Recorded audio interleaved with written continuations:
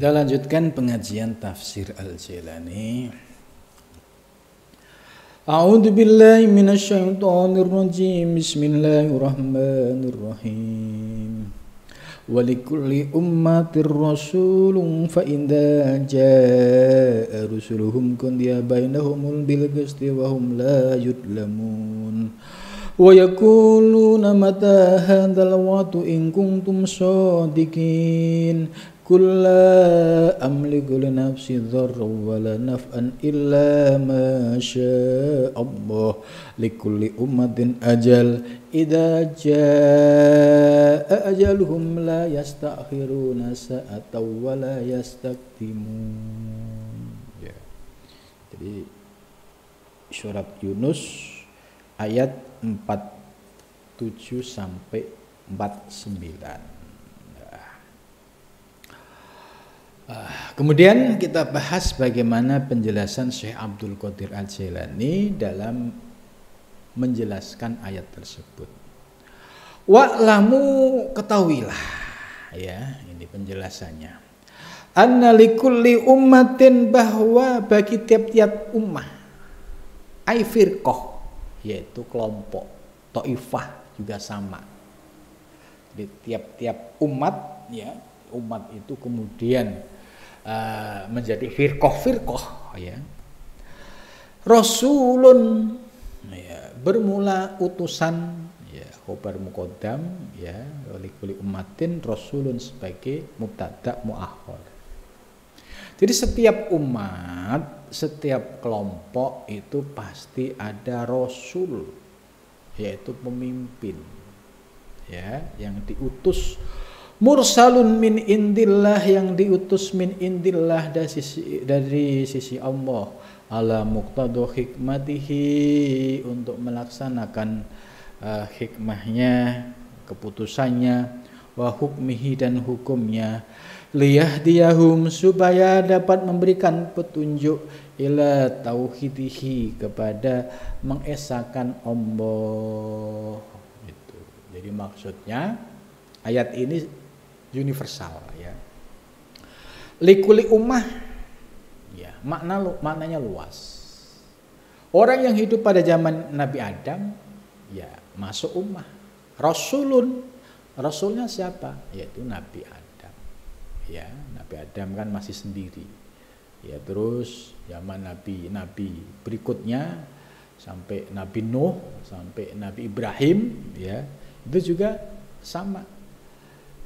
Sampai Nabi Muhammad, ya. Terus setelah Nabi Muhammad sedo, ya, karena Nabi Muhammad sebagai khatamul anbiya wal mursalin, maka makna rasul itu bukan rasul bermakna sebagai utusan Allah, ya, tapi makna rasul yaitu orang yang menjadi penerusnya nabi dan rasul. Itu. Nah, dasarnya mana? Yaitu hadis yang berbunyi al ulama warasatul anbiya. Itu. Jadi setelah Nabi Muhammad sedo wafat, pintu nubuah sudah tertutup. Kemudian siapa yang melanjutkan perjuangan dakwah Islam? Siapa yang menjadi pewarisnya? Di hadis dijelaskan yaitu al ulama, orang-orang yang berilmu yang menjadi pewaris Nabi. Jadi kata ulama ini menarik. Ini jamak, ya, jamaknya orang yang alim mufradnya, al ulama sebagai jamaknya. Artinya apa? Bahwa pewaris Nabi ya orang berilmu. Kalau tidak berilmu ya bukan pewaris. Gitu. Nah, disinilah letak ya, nilai-nilai egaliter, ya, equality, ya, bahwa siapapun bisa menjadi warasatul anbiya selama dia berilmu. Jadi tidak boleh mengandalkan, ya, keturunan, tidak boleh mengandalkan saya anaknya ini, ya, kemudian nggak pernah mau ngaji, nggak pernah mau mondok. Ya, bapaknya meninggal, ya Jauh. Dulu bapaknya hebat karena mondok, karena ngaji. Maka menjadi penting ya, anaknya seorang kiai ya harus ya mondok, harus ngaji, harus mempeng, harus temen. Karena akan menjadi warosah penerusnya. Jadi jangan sampai kemudian ya seperti model warisan kekuasaan ya. Anaknya nggak punya kemampuan keilmuan, ya kemudian diwarisi sebuah lembaga, di mana lembaga ini lembaga agama, lembaga yang terkait dengan persoalan ilmu. Bagaimana cara mimpinnya? Wong ilmunya nggak ada. Gitu. Maka menjadi penting ya bagi anak-anak kiai ini ya harus berproses. Untuk menjadi alim ya harus serius ngajinya. Harus benar-benar menguasai, memahami.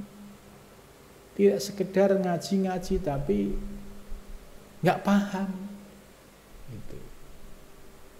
Ini makna dari likuli ummatin rasulun, karena ini Al-Quran dan sifatnya universal. Konteks Nabi ya Rasul bermakna Nabi Muhammad. Tapi kalau zaman sekarang maknanya ya tetap Nabi Muhammad sebagai khotamul anbiya wal mursalin ya. Kemudian siapa penerusnya? Yaitu warasatul anbiya, yaitu al ulama gitu. Maka siapapun orang yang hidup setelah wafatnya Kanjeng Nabi, dia ahli ilmu ya, interdisipliner dalam keilmuan Islamic Studies, kajian Islam ya, menguasai dari nahwu sorof, balaghah, mantek, usul fikih, ilmu tafsir, ilmu hadis, ilmu tasawuf, semua dikuasai. Nah itu baru layak disebut dengan orang yang alim, jamaknya ulama. Ya, kalau ilmunya komplit baru layak disebut warasatul anbiya. Bagaimana disebut warasatul anbiya? Kriteria ilmu tidak memenuhi syarat. Nahwu sorof nggak paham, apalagi kitab gundul, bingung karena sumber-sumber keislaman semua berbasis pada teks Arab, Quran pakai Arab, hadis pakai Arab, kitab kuning pakai Arab. Gitu. Bagaimana kalau hanya modal terjemahan? Ya kalau modal terjemahan, ya itu ya kondisi yang sangat mengkhawatirkan. Artinya apa? Dia tidak memahami haqqaiqul huruf, tidak memahami haqqaiqul lafzi. Ya, kata demi kata nggak ngerti makna dan posisinya. Ini kan berbahaya kalau dia sampai salah menerjemahkan, salah meletakkan harokat, itu sudah salah arti. Gitu. Nah, disinilah pentingnya ya menjadi warasatul anbiya itu ya orang berilmu, tidak boleh ngandalin keturunan ya, kemudian tanpa ngaji, tanpa mondok, kayak ini sebuah warisan. Lah kemudian apa yang akan disampaikan kepada umat kalau ya ilmu nggak ada? Nggak bisanya dibungkus dengan pakaian-pakaian kemudian seolah-olah ilmunya sudah alim, ya tidak bisa. Harus ngaji, harus mau bersusah payah ya, berproses menjadi seorang santri gitu. Maka makna Rasul ya zaman sekarang ini adalah kalau berdasarkan hadis ya al ulama itu warasatul anbiya. Dia yang akan menyampaikan ajaran-ajaran Islam melalui ayat Al-Quran, melalui hadis Nabi, kemudian melalui penjelasan-penjelasan di dalam kitab-kitab ini. Ya.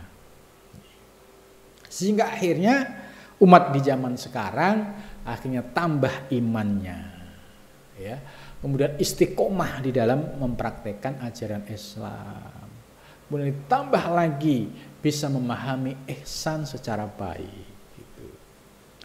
Fa idza jaa, maka ketika datang siapa rusuluhum utusan mereka, qudiya bainahum bil qisti, maka diputuskan bainahum di antara mereka bil qisti dengan adil. Dari ciri-ciri ketika datang seorang rasul, ya, orang yang dianggap itu sebagai utusan Allah, atau kalau zaman sekarang itu adalah orang yang berilmu, yang langkah dan tindak tanduknya itu didasari dengan ilmu, maka dia akan membawa bil qisti, yaitu sifat-sifat yang adil, yang jujur. Lah, tujuannya apa? Li islahi ahwali ibadihi, ya, dengan sifat yang jujur dan adil untuk memperbaiki keadaan masyarakatnya. Yang belum bisa sholat dibimbing sampai bisa sholat, yang belum memahami ajaran Islam dibimbing, ya, supaya ngaji, supaya paham ajaran-ajaran Islam. Wahum, dan bermula mereka layut lamun, tidak dizolimi. Itu. Wa yaquluna, dan mereka berkata, mata, kapan adal waktu janji ini, in kuntum, jika kamu ada, shodikin, itu benar. Itu. Jadi maksudnya wayakulun, ya, ini ucapan orang-orang yang hatinya itu ada kefasikan maupun ada kekufuran. Dia selalu berkata, mata adalah waktu, mana janji Allah, gitu kan? Gitu. Inguntum sedikit. Selalu istilahnya kalau zaman Nabi, orang-orang kafir Quraisy itu selalu menantang, ya. Mana janji Allah kalau Allah itu ada, gitu. Ya, buktikan kalau kamu benar, ya. Kalau Allah itu misalnya dia nantang minta diazab misalnya. Atau kalau zaman Nabi Musa, ya, itu umatnya, ya, supaya yakin Allah itu ada, sampai minta anzil alaina ma'idatan minas sama, turunkan maidah dari langit supaya aku tambah yakin, gitu. Nah, itu selalu ada. Zaman Nabi Musa, ya, pengikutnya seperti itu. Zaman Nabi Muhammad, orang-orang kafir juga sama seperti itu. Orang-orang modern di zaman sekarang juga, ya, ada yang pola pikirnya itu seolah-olah meragukan janji Allah. Mana janji Allah? Mana kalau itu benar? Itu, ya, itu Al-Quran, ya, sudah menyampaikan bahwa orang-orang yang meragukan tentang kebenaran janji Allah itu selalu ada, baik zaman Nabi terdahulu sampai zaman sekarang. Kul, katakanlah ya akmal rusul, kul, katakanlah wahai Muhammad, la amliku li nafsi, aku tidak memiliki li nafsi bagi diriku, dorron, bahaya, wala naf'an, dan tidak bisa memberikan manfaat, illa masya Allah, kecuali sesuatu yang dikehendaki Allah. Jadi Muhammad menjawab, aku ini hanya manusia biasa, tidak punya daya dan kekuatan apapun, tidak bisa memberikan mandorot dan juga tidak memberikan manfaat kecuali dengan kehendak Allah. Itu. Jadi jawabnya Nabi, ya, semua bersandar kepada Allah. Aku ini manusia biasa, tidak punya daya dan kekuatan, tidak bisa memberikan mandorot dan juga tidak bisa memberikan manfaat kecuali telah dikehendaki oleh Allah Subhanahu wa ta'ala. Likulli ummatin, dan itu bagi tiap-tiap umat, ya, baik itu umat yang beriman maupun umat yang ingkar, itu ajalun, ada waktunya, ada masanya. Itu zaman Nabi Musa ada umat yang ingkar yang iman. Zaman Nabi Isa ada yang iman, ada yang ingkar. Zaman Nabi Muhammad ada yang iman, ada yang ingkar. Zaman sekarang juga sama. Ada yang iman, ada juga yang ingkar. Selalu ada setiap zamannya. Idza jaa, apabila telah datang apa ajaluhum, ajal mereka, yaitu saat mereka itu sudah, kalau bahasa Jawa sampai titi mongsoni, ya, sudah sampai waktunya. Fala yastakhiruna, maka dia tidak bisa mengakhirkan saatan sedikit pun, wala yastakdimun, dan juga tidak bisa mendahulukan. Gitu. Jadi ini prinsip orang yang berdakwah. Jadi tetap apa yang dilakukan ya hanya sekedar menjalankan tugas. Kalau soal dia mau iman atau tidak, ya dipasrahkan kepada Allah Subhanahu wa taala. Tapi kalau memang dia itu ada takdirnya mendapatkan hidayah, pasti ada proses untuk mencapai hidayah. Tapi kalau memang dia takdirnya itu tidak termasuk orang yang mendapatkan hidayah, juga sulit, ya, dinasihatin kayak apapun, ya dia tetap akan menolak untuk menerima ajakan kebaikan. Ya, saya kira cukup sampai di sini. Mudah-mudahan dari penjelasan ayat ini bisa menambah keimanan kita tentang kebenaran janji Allah kepada umatnya.